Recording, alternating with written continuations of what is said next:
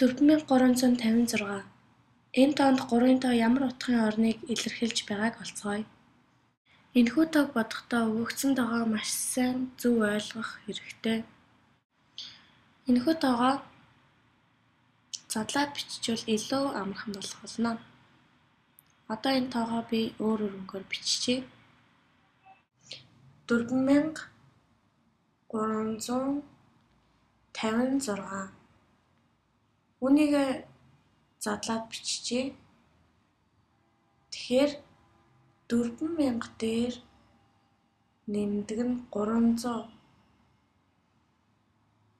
нэмдэг нь 50,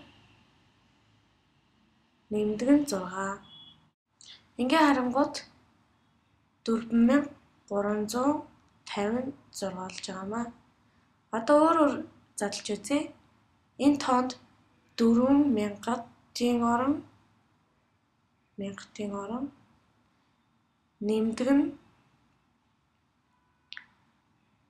300-ийн орон, нэмдэг нь 510-ийн орон, нэмдэг нь 6 нэгж орон байгаамаа. За ингээд өгөгдсөн тоон дээр авч харъя.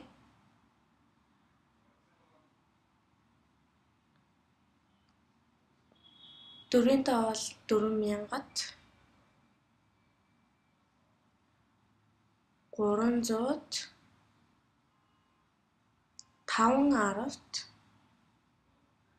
6 нэгж.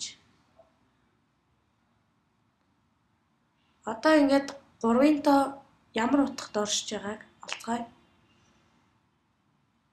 3-ын тооны нэ.